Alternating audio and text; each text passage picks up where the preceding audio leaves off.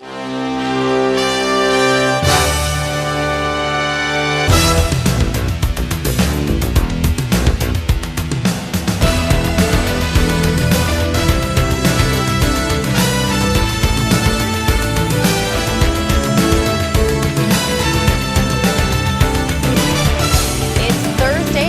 6th, and this is your coffee break on the HAN network. I'm Kate Czaplinski with a look at the latest local news, including a town official's family opening up about their mother's mental health issues, more clown threats around the state leading to arrests, and a peek at our front pages this week. Frank Granito will have a look at the forecast and an Nutmeg Sports update, and Donald Lang will join us later to take a look back on this day in history. But first, Norwalk police are investigating the death of a 4-month-old child who died at a Norwalk daycare Wednesday afternoon. Hearst, Connecticut media reports that sources say the unidentified child died at the home of Mayor Harry Rilling's daughter, Christine Lamone, who runs a daycare in the basement of her Hunters Lane home. Investigators in unmarked state police vehicles were at Lamone's home Wednesday evening, but would not comment on why they were there. And Weston police have submitted an arrest warrant application to court to level animal cruelty charges against a man who kept hundreds of birds and snakes dead and alive in his Weston home. Weston Police Sergeant Pat Darbert said the application was recently made to Norwalk Superior Court, and police are awaiting the court's decision. Officials are calling the home, located at 82 Newtown Turnpike in Weston and owned by New York City pet shop owner Daniel Copulus, one of the worst cases of animal hoarding they've ever seen. Hundreds of exotic birds, snakes, and reptiles, many in poor condition or dead, were found at the home back on Thursday, September 15th. More than 130 live birds and 90 snakes were removed.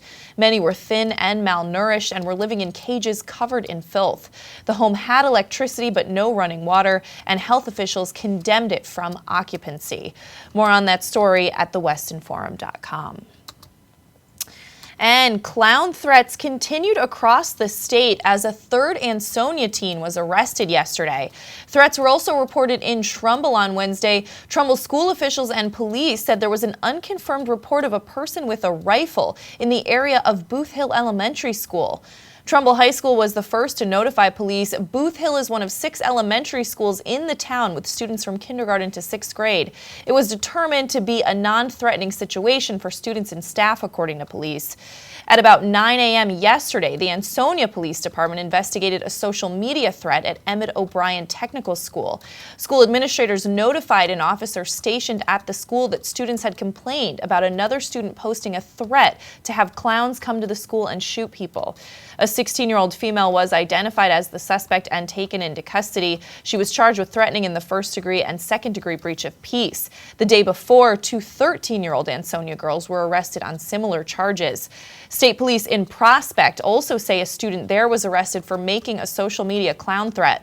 Long River Middle School reported that several students had informed them on Instagram of postings that were made on the evening of October 4th that were based on threats involving clowns.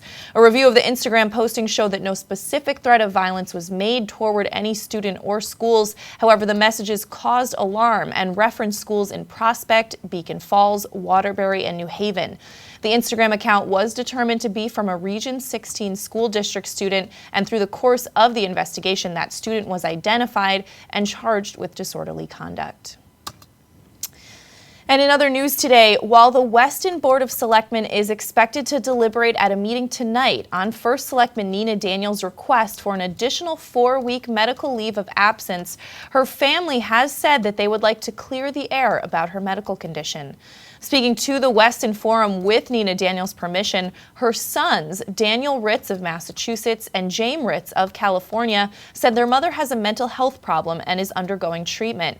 Realizing the importance of the First Selectman's position as town chief elected official, they said they wanted to explain the nature of their mother's condition because her behavior has been erratic lately.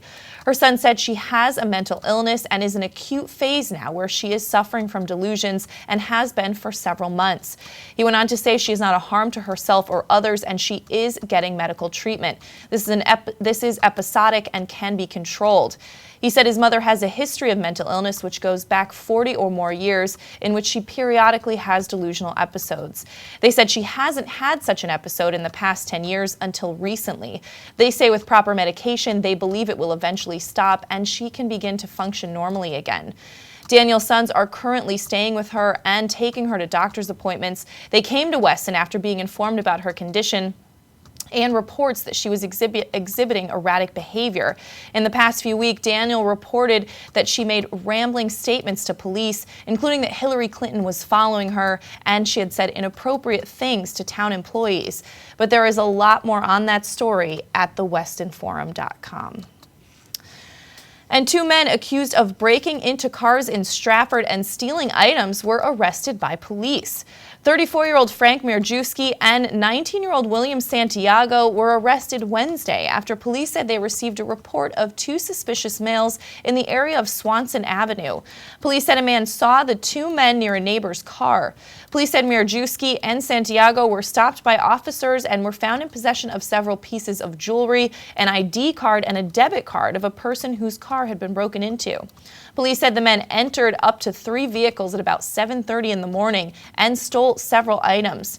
Mirjewski and Santiago were both charged with 3rd-degree burglary and 6th-degree larceny. And 60-year-old Robert Rico, formerly of Darien, was sentenced to 41 months in prison, followed by 3 years of supervised release for stealing more than $1.2 million from an elderly client. Up until April 2015, Rico was a registered securities broker with the Financial Industry Regulatory Authority. He was formerly employed or associated with various financial firms, including R&T Wealth Management, North Star Wealth Partners, and LPL Financial, as well as Wells Fargo Advisors Financial Network. There's a lot more on that story at DarienTimes.com. But let's switch gears now and throw it over to Frank Granito for a look at the forecast. Frank, it's gorgeous out today. It has been absolutely beautiful out the past few days. Mostly sunny skies again today, Kate, with temperatures back up over 70 degrees. There's an expected high of about 72 and a light breeze that'll roll around throughout the afternoon. Mostly clear skies overnight with some areas of fog around the county and a low of 48.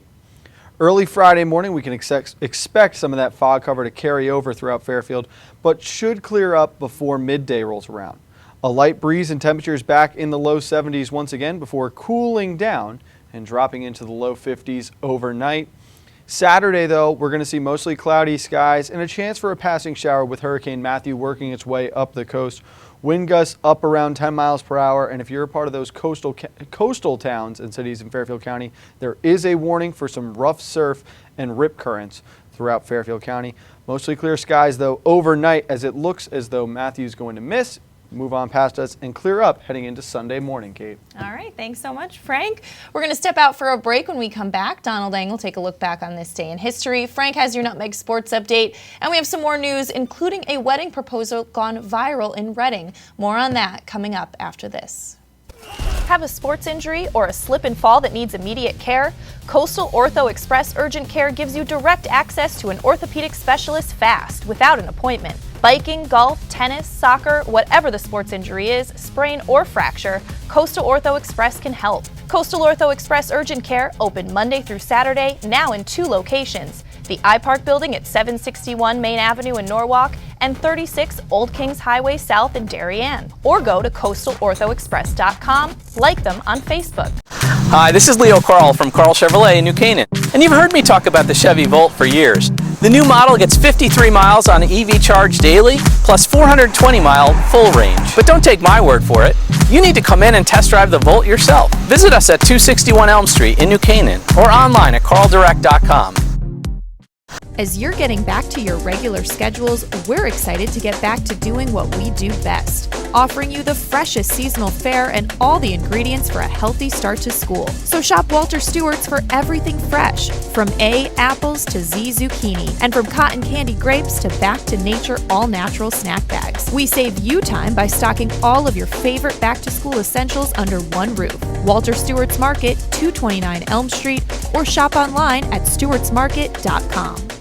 At Greenwood Physical Therapy of Bethel, individualized care, knowledgeable staff, and state-of-the-art equipment provide the best of orthopedic and sports medicine services. Our experienced therapists at Greenwood provide the highest level of knowledge and care. Greenwood accepts most kinds of insurance, and staff are there to answer your questions. Open Monday through Friday from 7 a.m. to 7 p.m., the clinic serves the greater Danbury area and is a convenient drive from Reading. Appointments are available within 24 hours. Just call 203-917-4792 or visit greenwoodphysicaltherapy.com for more information.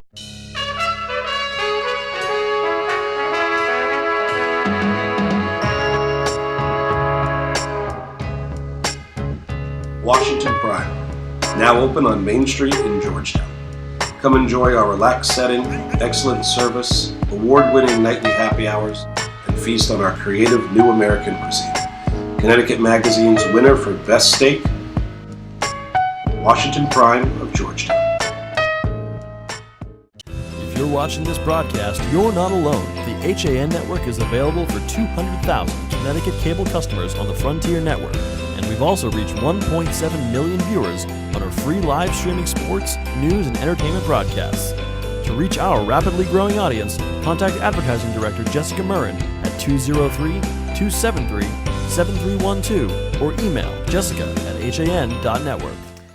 We're back on this October 6th edition of your Coffee Break on the HAN Network. I'm Kate Czaplinski, and it's time to throw it over to Donald Eng to take a look back on this day in history. Don. Well, Kate, if people were making their picks and they decided to go with bad literature, you lost.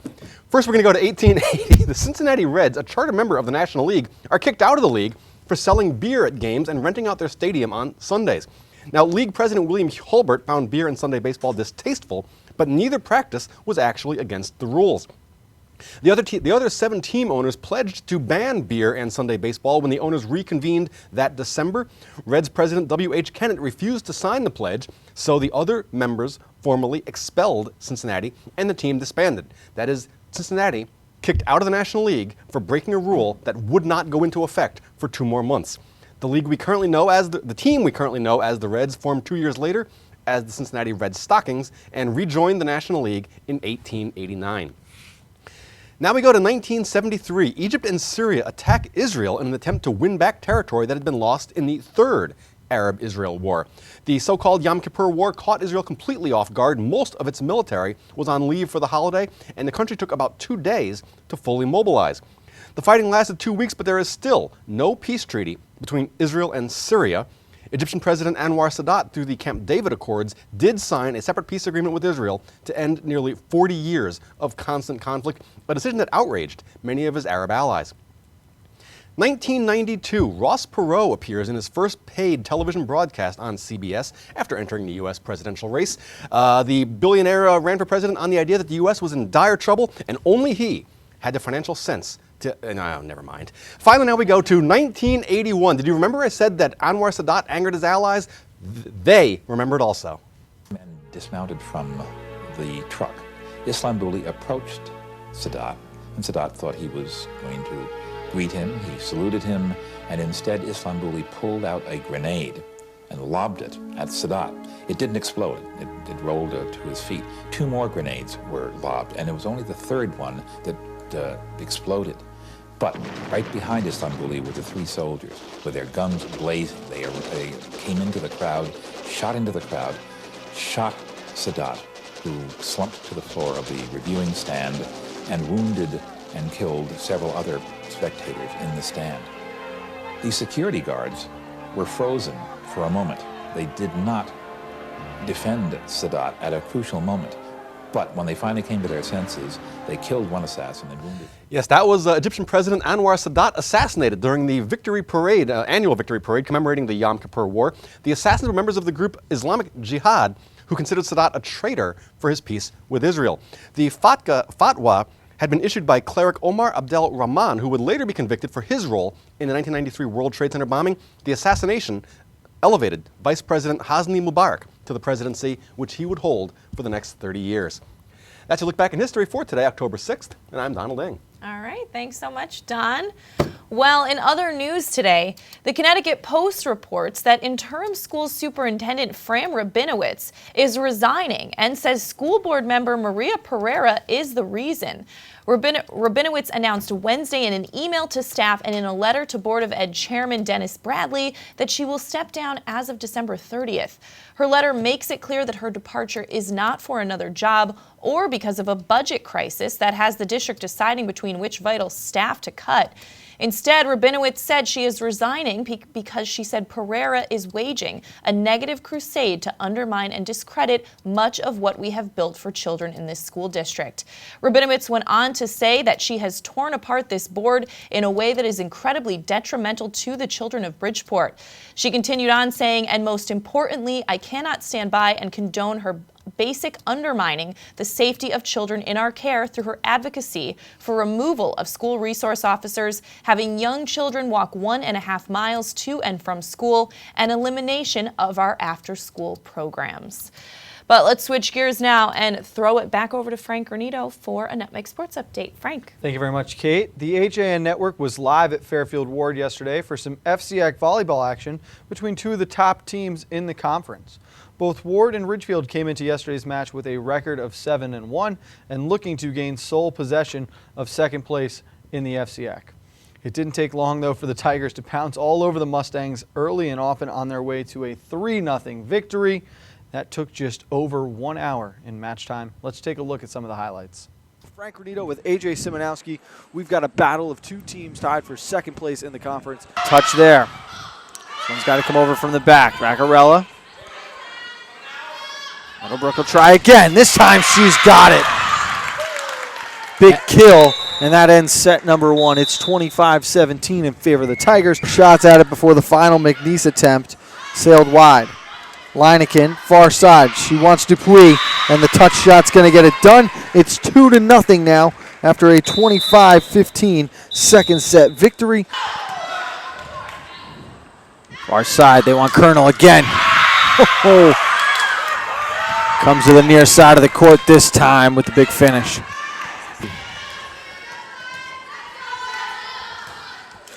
Catches a piece of the net, and that's how it's going to end.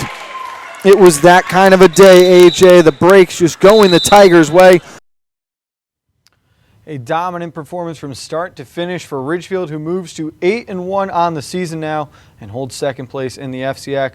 Ward falls to 7-2. They are in a tie for third place. Some other volleyball scores from around the conference yesterday included Norwalk over Darien by a score of 3-1, McMahon 3-0 over Central, Danbury 3-2 over Trumbull, St. Joe's 3-2 over Staples, Wilton over Fairfield Ludlow 3-1, Stanford shuts out Trinity Catholic 3-0, and New Canaan shuts out West Hill 3-0. Don't forget to tune in to Nutmeg Sports Day, where we'll be joined by Joe Buffard of Football University to talk about some of the top Connecticut high school prospects and what they have coming up when the football season comes to an end. We're also going to be joined by Marco Grangerio, the paddle pro at the Country Club of New Canaan and the number 5 ATPA ranked men's player, to preview this weekend's Patterson's Club Men's and Women's Open from Fairfield. That will be the first major of the Grand Prix for America's Tattle Tennis Association. And of course, we'll preview tonight's FCIAC girls soccer matchup between Darien and Ridgefield. We'll be live from Tiger Hollow at 4 o'clock this afternoon to bring you full coverage of that game. That is going to do it for this Nutmeg Sports Update. Let's send it back over to Kate. All right, thanks so much, Frank. In other news, a service of peace, hope, and healing for those who have been impacted by sexual abuse as minors by clergy will be held at Fairfield University Egan Chapel at 7 p.m. on Wednesday, November 2nd. Reverend Frank Caggiano, Bishop of the Diocese of Bridgeport, will lead the gathering in prayer and will speak at the service, which will include music and readings, as well as personal reflections by survivors of sexual abuse by priests. The prayer service is being conducted by a planning group of survivors in conjunction with the Diocese of Bridgeport. Aaron Neal, Director of Safe Environment and Victims Assistance Coordinator for the diocese, said that the healing service is open to victims, family, and friends, and all those who have been impacted by clerical sexual abuse. And in New Canaan, the fate of the controversial Merritt Village Residences project will be decided within 65 days after the Planning and Zoning Commission closed the public hearing on October 4th. 65 days puts Planning and Zoning's deadline for the decision at about December 7th. The commission will decide whether to approve or deny a new multifamily zone in the current apartment zone and a 4-building development of 115 apartments and condominiums. The buildings are mostly 4 stories, but the applicant, M2 Partners, has reduced building heights to 3 stories and 2 stories on parts of the buildings that face Maple and Park Streets, and that's in response to feedback from the community. There's more on that story at ncadvertiser.com. And New Pond Farm Observatory, located in West Reading in conjunction with the Discovery Center at Ridgefield, is hosting a public astronomy program on Saturday, October 8th, starting at 7 at night. Participants will have the last views of the season of Saturn with its magnificent rings and the red planet Mars. The moon, which will be slightly past first quarter, will provide some stunning views of the mountains and valleys. The International Space Station will make a pass overhead, and constellations will be pointed out and discussed, including Pegasus, the flying horse, and Andromeda, daughter of Cassiopeia, as well as the Andromeda Galaxy. Participants should bring a flashlight for the walk from the parking area to the observatory and perhaps some bug repellent. They may also want to bring lawn chairs and binoculars. The cost to attend is $4 if you're a Discovery Center member, or $16 maximum per family. But you can get more information at theridgefieldpress.com. And a Reading couple's wedding proposal at a joyride cycling class went viral and led to an interesting opportunity for the couple. Check out their story from Reading Pilot editor Chris Burns.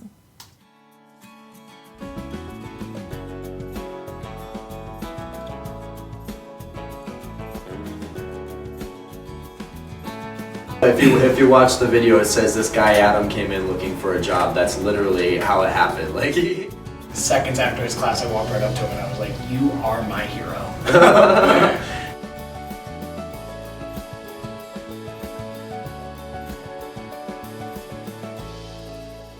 Granted, yes, it's our wedding. It's about our journey to the wedding. But in all reality, it's so much bigger than just that. You know what I mean? Like I said, for a lot of people at this point, we have become a symbol, or we've become like a source of hope or inspiration. Absolutely. You know, so I think that our hope is just to continue to do that on whatever level we can reach.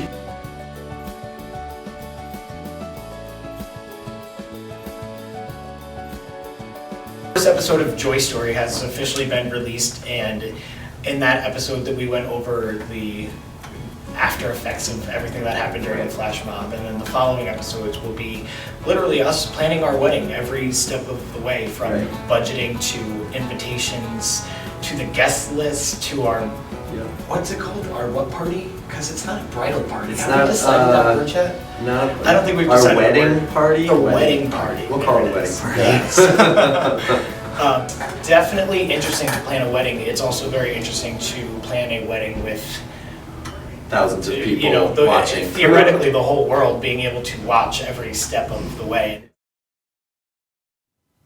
All right, thanks again to Chris Burns of the Reading Pilot for that story. We're going to step out for a break, and when we come back, John Kovach joins me to preview the front pages of our newspapers this week, coming up after this.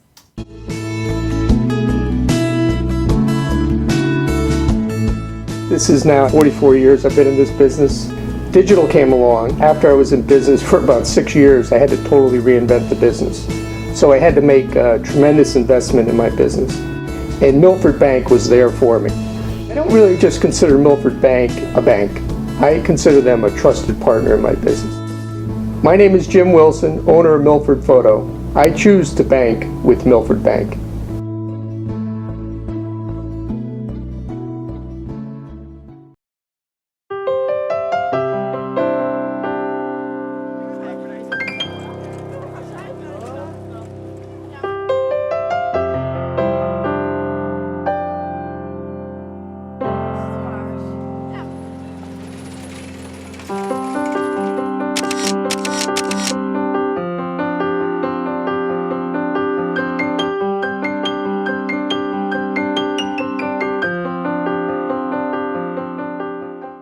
The leaves are changing, water temps dropping, and the sun is setting a little earlier each day. But there's still a lot of great boating, fishing, and coast time left before we see the first snow. And above all, remember, it's always summer at the Dock Shop. With loads of new fishing tackle and accessories, clothing, jewelry, and home decor, the Dock Shop is just what you need when you start to feel that New England autumn chill. Boater, beach bum, fisherman, or simply love the New England coast, this is a unique place to shop. The Dock Shop, 51 Tokenique Road, Darien, 609 Riverside Avenue, Westport, dockshop.com. I really wanted something that felt like a home. Coming from a big house, I wanted the feel of a home as opposed to a condo. New Canaan is 6 minutes down the road. New Canaan's a beautiful little town to walk around. I work in Westport. My commute is 20 minutes. It's close to Westchester, where my family is, so the location is ideal.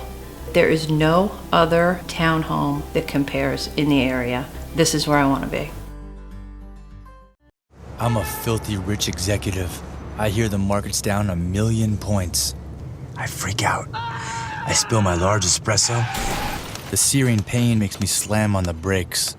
Uh-oh, your fault. And your cut rate insurance may not cover my $90,000 car, so I sue you, because that's what I do. So get Allstate. You can save money and be better protected from mayhem, like me. Visit your local Allstate agent, Nick Montanaro, at 6528 Main Street in Trumbull for a personalized quote. I'm Frank Granito. And I'm Donald Ng for the HAN Network. Tune in to Nutmeg Sports Monday through Thursday, where we bring you all the top stories from Connecticut sports. From highlights to player interviews and expert analysis, no one gets you closer to Connecticut's games than Nutmeg Sports. Nutmeg Sports, now Monday through Thursday at 2 p.m. on the HAN Network.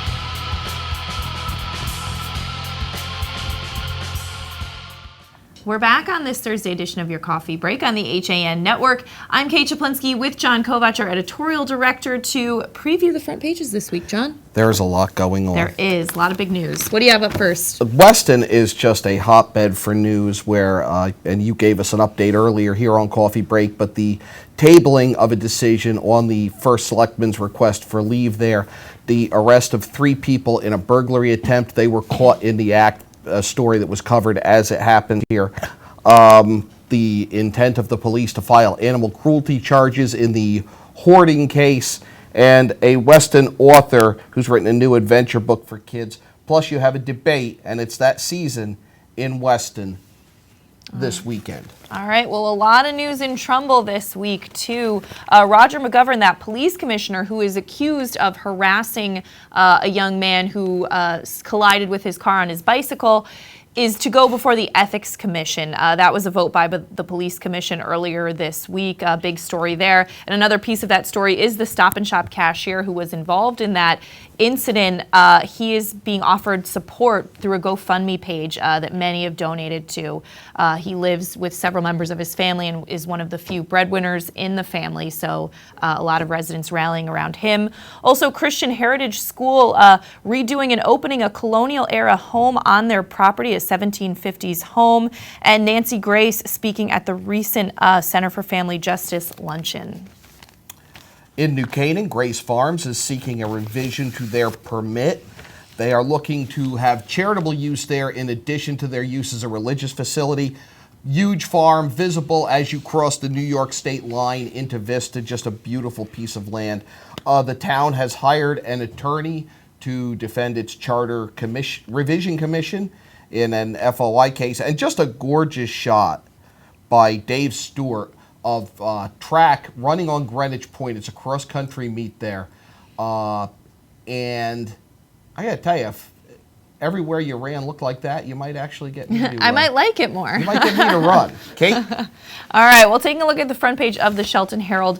Very sad story, but a Shelton High School student's body found in a wooded area last week, and I know that police investigation is underway. That is 15-year-old Jonathan Sabo. Heartbreaking story. In an interesting piece by Aaron Berkowitz, the ins and outs of Connecticut's first animal ambulance. Now, we're in Shelton at 1000 Bridgeport Avenue. Right across the street, we can see that animal ambulance, and I've often wondered about it. So, very interesting story there, as well as the celebration of Shelton Day 2016, and another great story. A Shelton bus driver guiding children to safety after a suspected gas leak. In Darien, a story that you brought us earlier on Coffee Break earlier in the week, and that was Baywater withdrawing its application for zoning changes downtown. A look at the new laws that went into Connecticut, as they do every October 1st.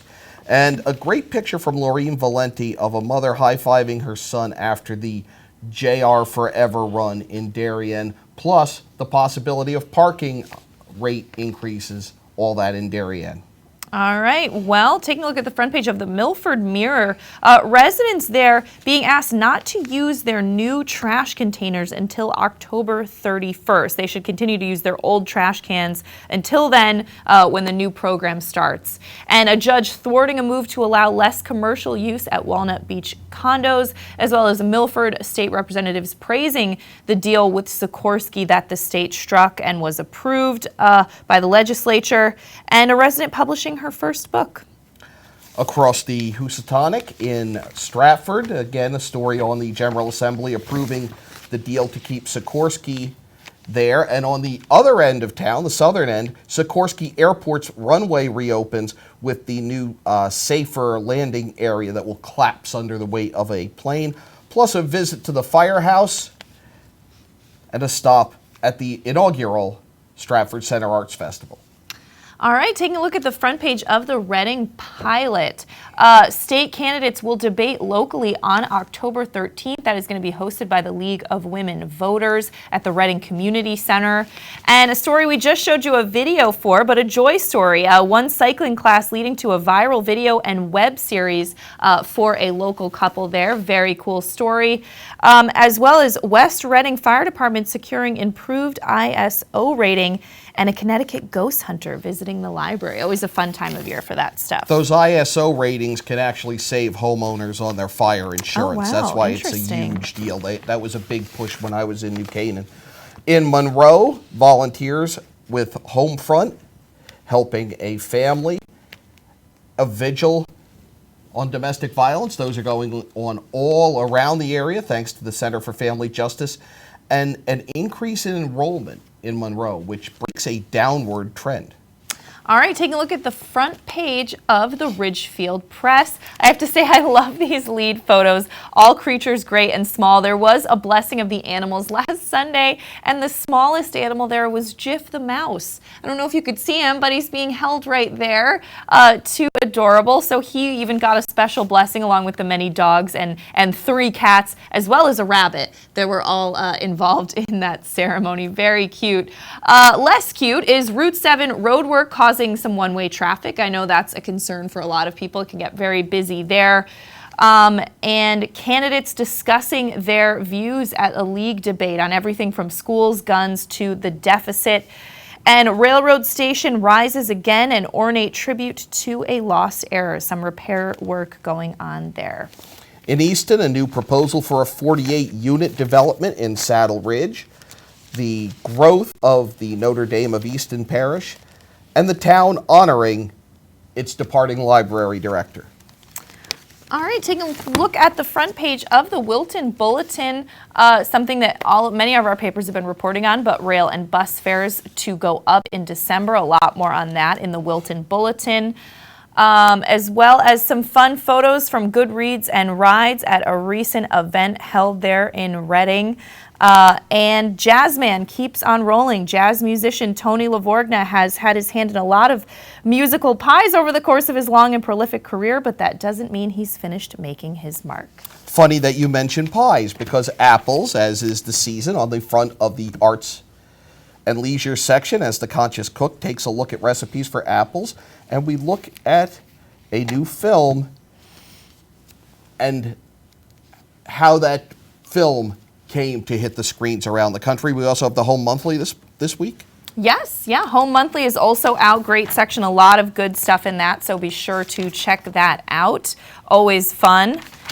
And John, coming up 1 o'clock, we have Yankee Fisherman. We will talk to the American Museum of Fly Fishing. They will be honoring James Prosek, local author, artist, and angler. We are also going to talk about a benefit that's coming up at the end of the month for a fishing captain who is battling cancer. Really looking forward to that. Great piece on that, plus some updates on some angling-related issues around the state. That's great. And Nutmeg Sports coming up at 2. I'm going to ask our director, Eric Gendron. We have live sports today. Eric, it is? Girls Soccer Ridgefield at what time? 4 o'clock, so be sure to check that out. We're also going to be taking a little break for the Columbus Day weekend, so there will be no coffee break tomorrow at 11 or on Monday, but we will be back on Tuesday, and you can still check out all our wonderful shows on demand at HAN.network. We're going to wrap things up here. Have a great day.